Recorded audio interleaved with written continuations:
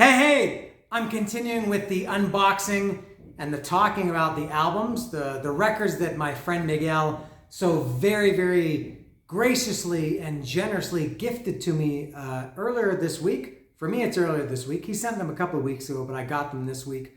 For me, today is Thursday. By the time this video is up, it's going to be, I guess, Monday. I'm backlogged because I was without internet for 5 days. So normally I do the videos and put them up the same day. But I need a little bit of time to get over this backlog. So I'm going to continue talking about, today it's going to be, as you can see, the lengthy titled Legacy of the Beast, Knights of the Dead, live in Mexico City Iron Maiden album. I'm going to get to that. But I have a few other things to take care of first. The first one is going to be, I have a bonus unboxing. Look at this. This came today. I'm going to open this now. I'm not going to do a video about this because I did do a video before I rebranded this series and called it I Want to Talk About This Album. I did more or less the same thing. It was called I Love This Album. And I did talk about the album contained within, it's Ozzy. This is a Diary of a Madman contained within the walls of this fine Amazon packaged carton. And if you want to see what I think about Diary of a Madman, go back and watch that video, or don't. Maybe you don't care. It's one of my top 10 albums ever, for sure. One of the very early influences for me. On me. I got this album in 1982. I had the record.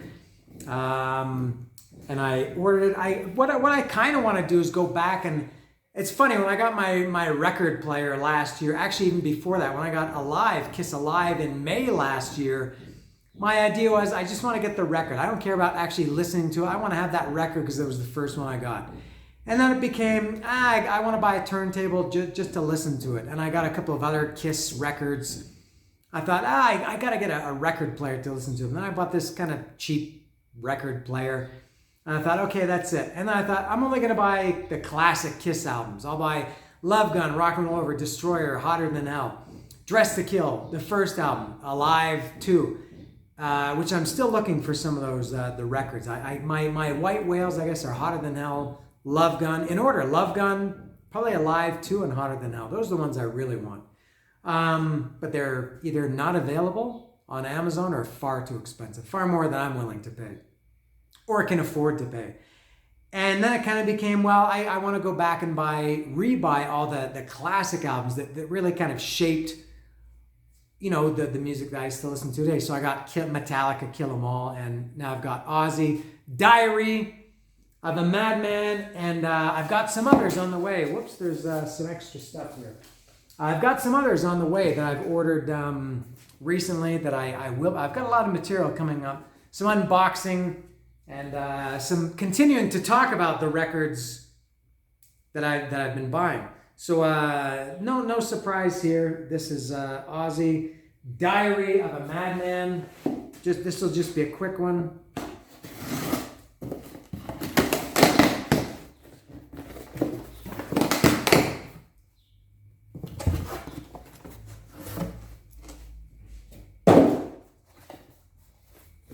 Nothing.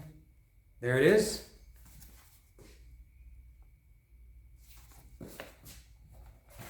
Nice tab here, easy grip tab. Can I get it in one piece? Beautiful. Usually it takes a couple of tears to get it off. Oh, a couple of things. First, I noticed there's no hype sticker. That's kind of surprising. This is the regular black vinyl. There was a red one that was it was like $3 or $4 more, and I didn't care. It's maybe I'm cheap, but I didn't want to spend extra $3 or $4. The music is the same. This is one of my favorite album covers ever. This was the first Ozzy album I ever got. I had bought Paranoid probably 2 years before. I never did buy Blizzard of Oz, the record. I only had that on CD. But one of my favorite album covers ever, and to go along with one of my favorite albums ever. This is on the record. I'm not even going to bother opening this. No, I will. You know what? I will open it quickly. I won't talk about it. But let me open this. This was on, the original one was on Jet Records. And I remember the label of it. And I remember, let's see if I remember the insert here, the dust jacket inside. It was, I think it had a black border around here, and then the main thing was white, and the lyrics were in a black font, and black, and then the font was kind of like a scratched, kind of a really cool font. So let me take this out. And that's okay. The black border is much bigger than I remember, but there's that scratched font that I mentioned. I remember this quite well. And one thing I will say, I remember I bought this after Randy Rhoads had died. And I knew who he was, and I knew he had died. I probably bought this shortly after he died. And when I saw this picture, I had no idea who Randy Rhoads was, and I thought this was Randy Rhoads. I don't know why, but I thought he looks like a Randy Rhoads. I already knew Rudy Sarzo. No, I guess at this point I didn't know Rudy Sarzo. No, I guess, I thought one of these three guys was Randy Rhoads, and for some reason I thought this is Tommy Aldridge, who didn't actually play on the record. It was Lee Kerslake, I think, but Tommy Aldridge is credited and pictured.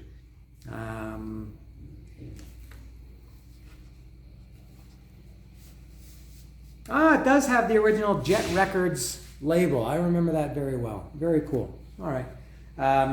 So that's it for not Speak of the Devil, for Diary of a Madman. If you, as I said, if you want to know what I think about this album, other than the fact that it's in my top 10, I can't get this back in now. In my top 10 records ever, you can go and listen more or watch more in depth, and you will see what I think about this record. Love it. Whoops. So embarrassing. So boring.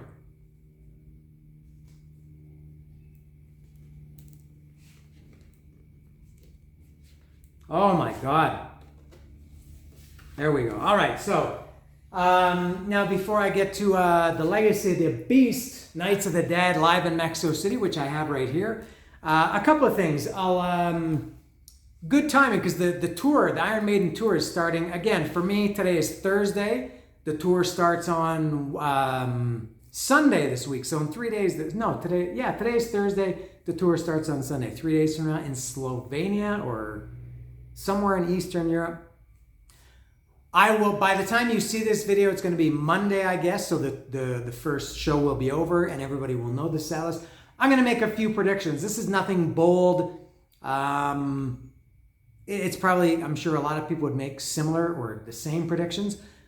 You can categorize my predictions into categories. The first one I'll say is the new songs that not new, but how can I say this? It's called the Future Past Tour. So they're combining the future, or I guess it should be called the present past, Senjutsu with the past. They're focusing, I guess, specifically on Somewhere in Time. My prediction is, I think it's almost a given that they're going to open with not quite the title track, but not Somewhere in Time, but Caught Somewhere in Time. I think that's almost a sure thing that they're going to open with that. It's pretty clear they're going to do Wasted Years. I think they'll do Heaven Can Wait for sure. Stranger in a Strange Land guaranteed. Those four for sure. An outside chance slight of Sea of Madness. I think they played on that original tour. I saw that Somewhere in Time tour. And then I know a lot of fans for years and years have been clamoring for Alexander the Great. I just can't imagine they'll ever play that song. If they haven't played it now, when did that come out? 86. So that's 37 years ago. I can't imagine they're going to go back 37 years and debut a song and play it for the first time ever. So I don't think that's going to happen. But those four guaranteed. Caught Somewhere in Time, Wasted Years, Heaven Can Wait, and Stranger in a Strange Land. Book it, Daddy. Mark it down. And then the next category could be the Senjutsu songs. Now, on the last, kind of the continuation of the Legacy of the Beast tour, they added 3 Senjutsu songs. The first 3 songs on the album were also the first 3 songs that they played on the show, which I did see that tour. in September last year in Mexico. Kirk, I know you saw it too, and I think he loved it. I think they're going to keep those 3 songs, which are going to be Senjutsu, Stratego, and Writing on the Wall. And I think they'll add a 4th one. I'm going to guess one of those longer ones at the end. I'll say Hell on Earth. Those last, I think, 3 songs are really, really long. I think 10, 11, 12 minutes, those songs. I think they'll do one of those long songs. I'm going to guess Hell on Earth, maybe Death of the South, but I'll say Hell on Earth. So I think 4 songs from Senjutsu. Then the next category could be songs that, not what they're going to play, but what they're going to drop. And they have some songs that people think are, I think we as Iron Maiden fans think of them as staples, but they don't play them on every tour. Hallowed Be Thy Name, despite that arguably being their signature song, they don't play it on every tour. I think they skipped it on the Maiden England tour and maybe another tour somewhat recently. Run to the Hills, they don't play that on every tour. 2 Minutes to Midnight, they don't play on every tour. So maybe 1 or 2 of those will get dropped. And then the next category would be songs that it's guaranteed they will play. 3 for sure. Trooper, The Trooper, Iron Maiden, and Fear of the Dark. I think there's no way they're going to drop any of those. And then the last category, I'll call the wild card category. I think they might throw in 1 or 2 surprises from the old days, maybe that they haven't done in a while. I'm going to say a Diano song. I'm going to say maybe Prowler. I would love. Even though I'm not going to see this tour, at least not unless it comes here next year. Prowler, maybe I'd say Wrathchild, maybe because they haven't really done a Diano song, I think, for quite some time. Running Free, which is kind of another signature Iron Maiden song. I think they haven't done that for a while. Maybe Running Free. I don't think Prowler. Wrathchild. I love Wrathchild. Maybe Killers or Murders in the Rue Morgue. I'm not sure. I think they'll do an old Diano song. And then maybe another wild card. Maybe something, I don't know, from, what could they do? Maybe one that they haven't done for a while. Maybe like, I don't know, I can't even think of one. Maybe I would love to hear Tail Gunner. I'm not necessarily predicting it. I've been waiting for years for them to bring back Tail Gunner. I don't really like No Prayer for the Dying that much, but Tail Gunner is a top-notch Iron Maiden song. I would love to see that back. Open the encore, the second set, open the encore with Tail Gunner, because I think that it's guaranteed they're going to open with Cut Somewhere in Time. So that's my predictions. Those are my predictions for the tour, which by the time you see this will have been last night. But when I'm saying this now, to be clear, this is Thursday.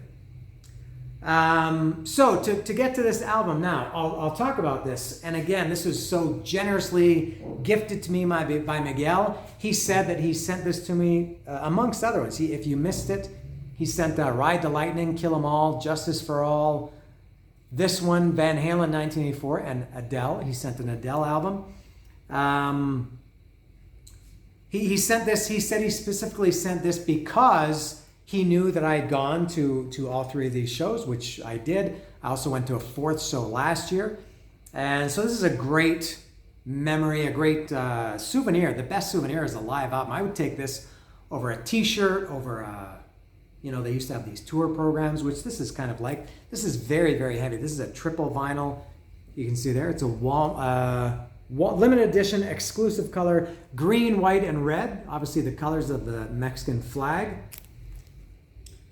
So now and I already did, when this was called I Want to Talk About This Album, I did this album by request. I remember that was, I think, the only request that I've had, and I honored it. Somebody asked me, because I talked about the shows, and I did an unboxing. I had this as a prop. I did buy the special edition CD of this, what do they call this? Like a bookcase or something like that, slipcase. I did an unboxing of that. That might have been the first unboxing I ever did. And I thought they were stupid, and now look at me. I'm doing these every day. So I don't remember what I said then, but I'll probably say some of the same things now because I probably think the same things.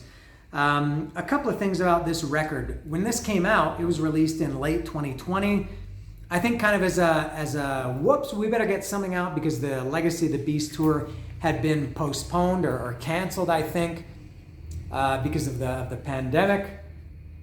And so it was like, well, we need something. So I think they put this out. I think because of that reason. And a lot of people really, more than normal, really didn't like this album. The biggest complaint I heard about this, amongst others, was that it sounded really bad. People said it was mixed bad and that it was mastered bad and recorded bad and everything about it was bad. They played bad. Bruce Dickinson sang bad. People are idiots, sorry to say. I hope not you personally if you're watching this.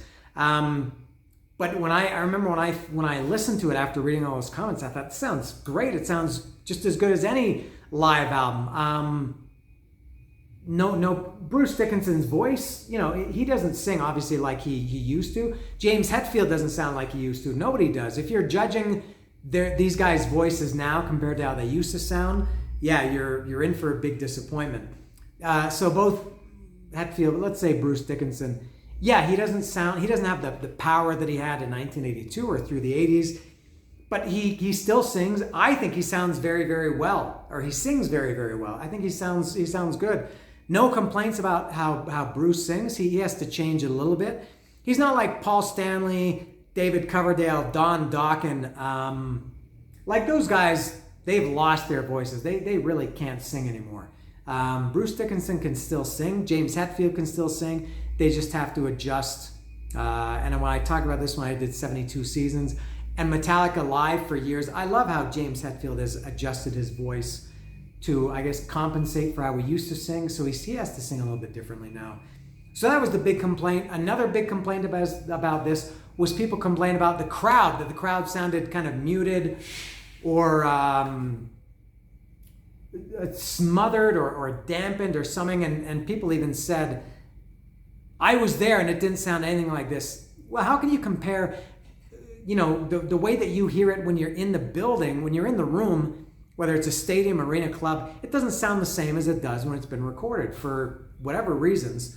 It just doesn't. To me, the crowd sounds great here. They erupt at appropriate times when they should, and they have sometimes sustained applause and screams and oohs and ahs. But I don't know, some people said, yeah, I was there and the crowd was way better than it sounds on here. If they had gone the other way, if they had enhanced if the crowd sounded louder, people would have said, well, they enhanced it, the crowd wasn't that loud. So I don't know about that. But I had great memories from this concert. I went to all three, as I said, and a great souvenir, great set list, which I'm going to get to right after I open it. This could take a while to get through. This one is easy to open because it has lots of space for the blade of the knife to penetrate the cellophane that holds it together. All right, I think I just needed those. I probably didn't need that second cut. Let's. All right.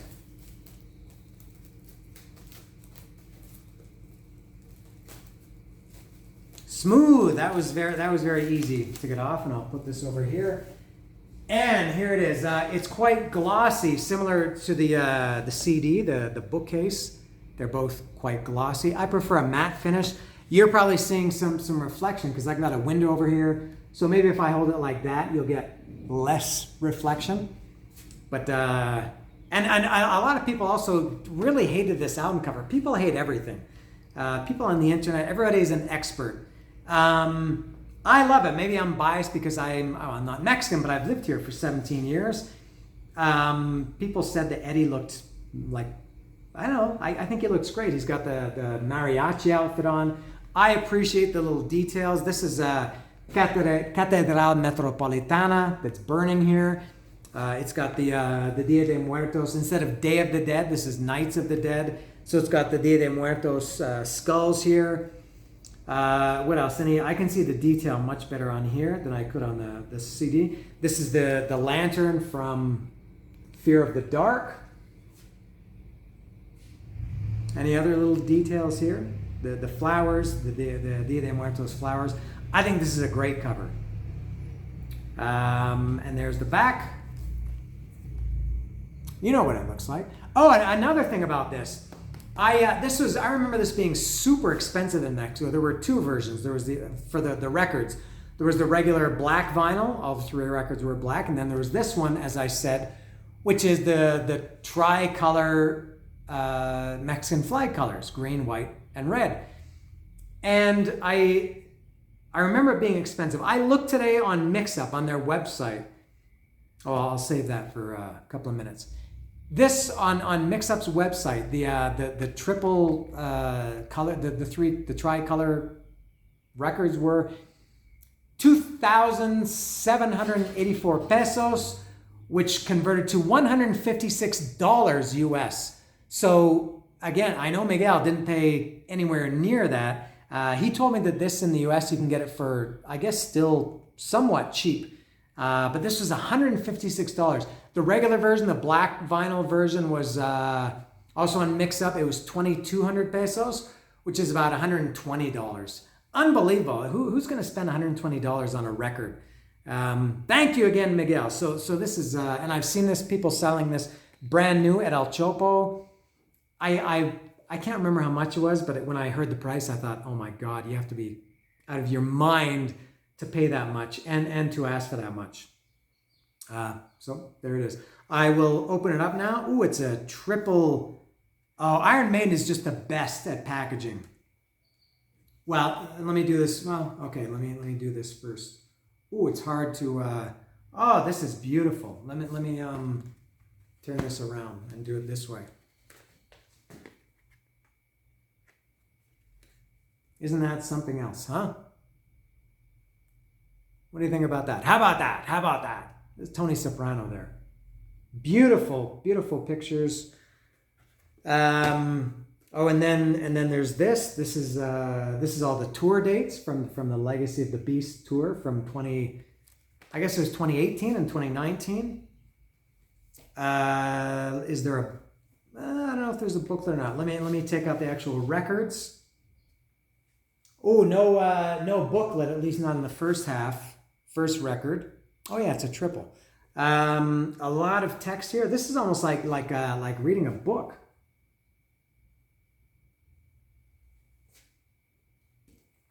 And then this is I guess this is that the schematics or the blueprint of the stage, and it's got. I guess these are maybe meant to represent the songs. This looks like Where Eagles Dare. That's obviously 2 Minutes to Midnight. I'm not sure what that is. Probably The Klansman. And let me see the record. This should be green. Oh, it is green. Oh, it's very nice. People I always make fun about people who talk about the color of the records instead of talking about how it sounds. But this is a beauty. Look at this. This is one that if I had bought it, which I would have liked to, I would have liked the color. Just because it's cool and it's representative of Mexico. So there's the first side, and the second side is a little bit different. Very, very nice. Let me put this back. And this inner sleeve, the dust jacket, this is quite thick. This is sturdier than anything else I think that I've opened. And I'm far from an expert, but that is something that I notice. All right. Now is the second record. I don't know how these work. Is the second record the one in the middle or the one on the other end? I'm gonna go for the one in the middle. Let me see if I can get this out. And if I'm correct, I don't know if I'm correct or not. But this, I'll assume that this is the white one. And there's the backdrop from Flight of Icarus. This is really, really impressive. It's not worth $156 US. It's I don't know if it's even worth $56 US, but this is just beautiful. And let's see here. All right, I know this is Wicker Man. Maybe I'm not sure what that is. Maybe Revelations. And this, the Number of the Beast. I'm not sure if that corresponds to the songs here. Is this the white one? It is the white one. Wow, very strange. A few things on here. Very strange to see a white record. All right. Wow, really amazing. So there it is. And the second side, the hole is not cut very well. Another thing that I'll just point out there. I can't see if I'm showing it properly, but if anybody can see, the hole is not quite cut. Obviously it doesn't matter, but I see some jagged edges there. All right, and I'll put that one back. Maybe you can fast forward, scroll through this part. All right, and the third one, this is obviously the red one. All right. No photos. No, sorry, they're on the back. There are only 9 photos. You know these. Okay, so they don't correspond to the record. This is Aces High. It seems that that's the only one. This is just a live shot. Kind of strange that they just put these illustrations that only represent one song. There's not enough to represent every song that they played. So this is going to be red. It is red. Now this is very different than the Metallica ones. The other day I did, also from Miguel, thank you. I opened Ride the Lightning, which was blue, but it was transparent, and the Kill 'Em All, which was red, I think that was also transparent. These are, as you can see, are not transparent. So they've all got the same label on the second side of each record, and the song or the track list on the other side. Really, really nice looking. Yes. That's very, very impressive. I feel like I should be showing more emotion. This is really, really cool to see. I think of all the ones Miguel sent me, I may be the most impressed with this, even though this is one I never would have bought. Because like I said, I mostly just want to buy old records that I had originally at the time that I had copies of. I'm not as interested in newer records. Unless anybody else wants to send me some, I will be more than happy. And that's not a solicitation, but I'm just saying. Let me get that back in there. Can I get it? What's the problem here? All right, there it is. No booklet. I thought there would have been a booklet, but I guess because the dust jackets are so there's so much information, so much pictures on them. There's no need for an actual booklet. So getting to this track by track. This is long. Churchill's speech, always the intro to Aces High. We will fight. We'll go on and we'll fight in the shopping mall and the beaches and wherever. Aces High, I mentioned this when I talked about Live After Death a week or two ago. Aces High is one of my top Iron Maiden songs. Their best opening song ever, I think. So I'm very, very happy to see Aces High, or to hear Aces High. And I think I mentioned this before, when I saw them on this tour, the first night of the 3 nights, they're playing Aces High, and I had a mini, I didn't have a breakdown, but I started to feel very choked up. I felt very, very emotional hearing them playing and singing this song that I've been listening to at that point for 35 years or something. Aces High is just incredible. Where Eagles Dare, at the time they did this, I think when this was in 2018, 2019, they hadn't played it, I think, since the late 90s, or I think maybe since around the time Bruce came back. It had been a long time, 15 or 20 years. 15 anyway, I think, maybe longer, that they had played Where Eagles Dare. And I was never a big Peace of Mind fan. And I still am not, I don't know the lyrics. I'm a big Iron Maiden fan. I don't even know all the lyrics to Where Eagles Dare, although I do love it. It's arguably one of my favorites on Peace of Mind. But the thing that I remember about this live was just the drums were so loud and thunderous. And I should talk about Nico McBrain, one of my favorite drummers ever, for sure. I'd say Nico McBrain, Lars, maybe Darren Pfeiffer from Goldfinger is a favorite. I'm sure I'm missing some.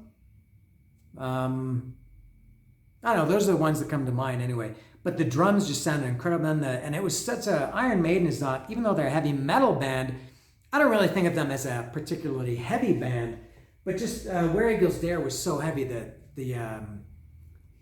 I'm trying to sing the drum intro. Boom. It was very, very heavy. And the crowd was really, really into it.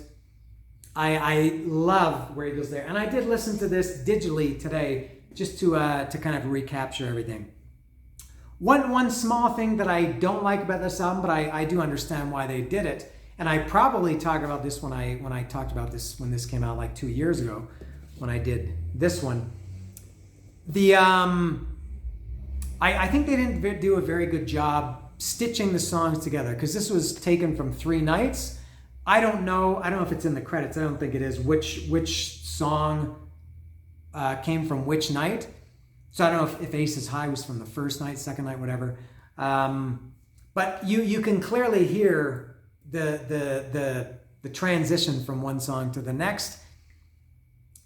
Like I think from Aces High to Where Eagles Dare, there was a changeover in the set. They had the big plane that was flying in I guess a Spitfire or a B-52, and they during Aces High they had to take that down, set up the Where Eagles Dare curtain, and it felt like a long time. It felt like it was like a minute or two. It was probably only 30-40 seconds maybe. But on this record, it goes almost directly from, there's the to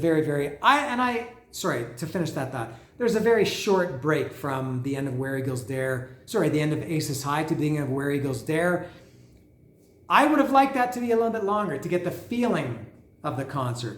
But I imagine they also had to cut a lot of Bruce's banter. There's very, very little banter on this record. Obviously, this was for time purposes related to the albums. I guess each record is about 52 minutes, somewhere around there, which is, I guess, right around the maximum. You can't stretch an album out too much longer than that. So I guess they had to cut a lot of Bruce's talking and intros and banter, things like that, which I think is what makes the show, a little bit more personal, instead of just song. Next was 2 Minutes to Midnight, a classic Iron Maiden song. I always love hearing that.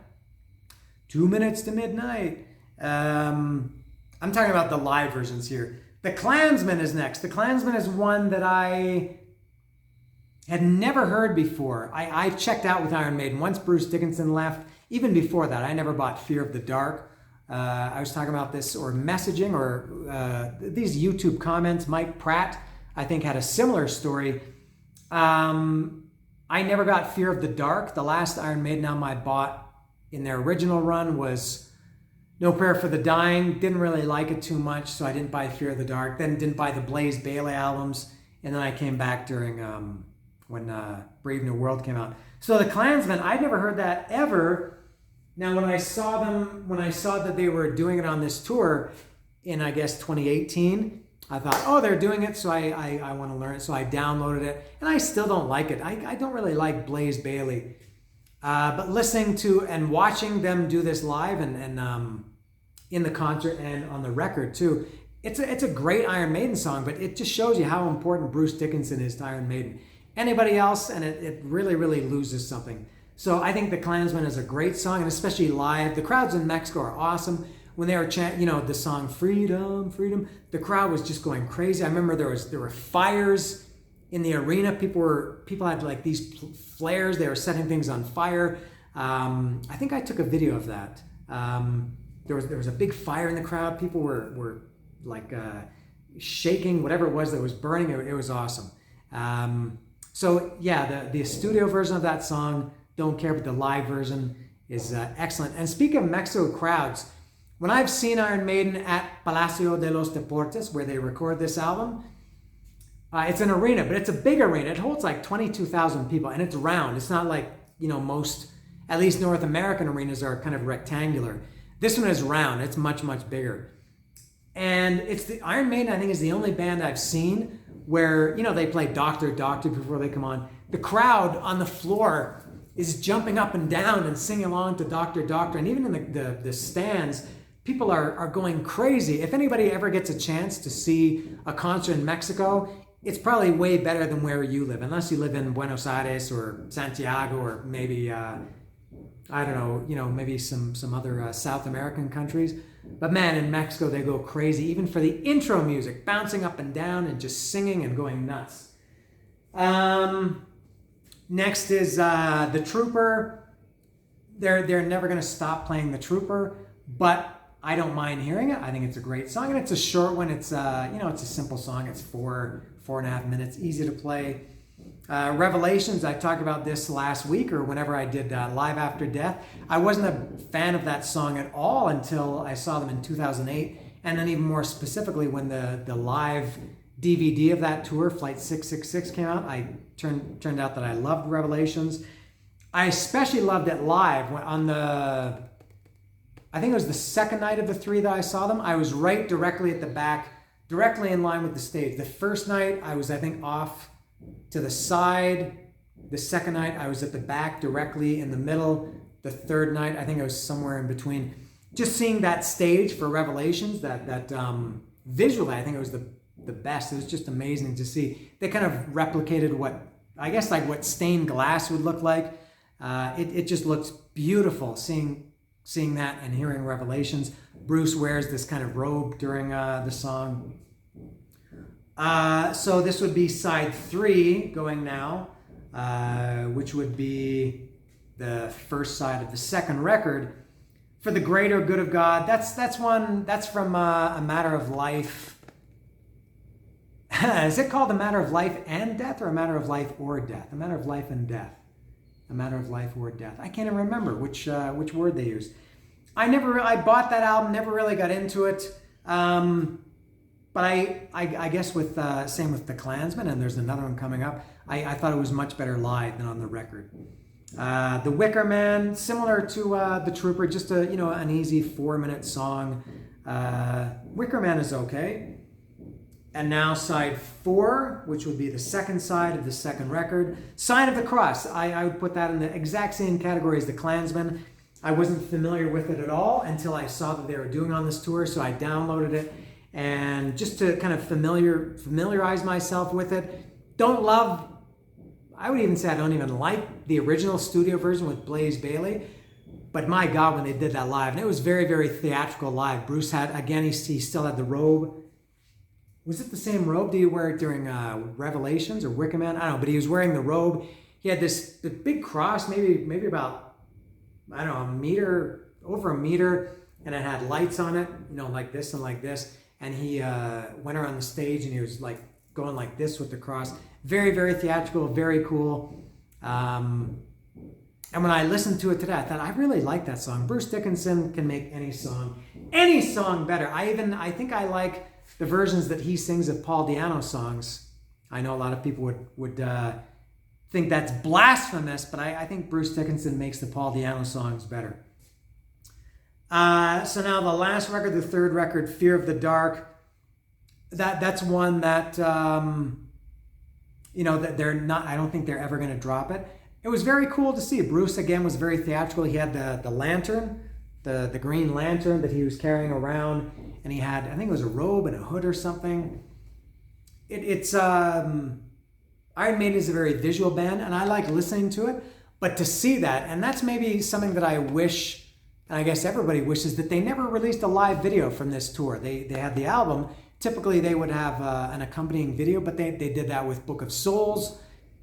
They didn't do one for the Maiden England tour. Actually, they didn't even do an album for that, which is kind of disappointing. A live album. They did have one for Final Frontier. They had a live album and video. But no video for this. I assume at the time it was because the tour was going to continue. And I guess they maybe didn't want to give too much away. They didn't want people buying the video if the tour was going to continue. That's what I think anyway. Number of the Beast is next. One of my favorite Iron Maiden songs ever. And another great, every song is visual. Every song is like a big production. It had the giant, there's probably a picture of it somewhere here. The giant Eddie head behind the drums. Was it this one or was it during Iron Maiden, that Eddie? No, I think it wasn't this one. Maybe it was. And then the flames on the side. Yeah, Number of the Beast is amazing song live. All right. And then Iron Maiden, I don't. I was gonna say I don't love that song. Maybe it's not that. Maybe I'm just a little bit tired of it. I can't really complain about Iron Maiden live too much because they do mix it up. Their set lists are great from one tour to another. They always have good surprises. They drop things. They add things.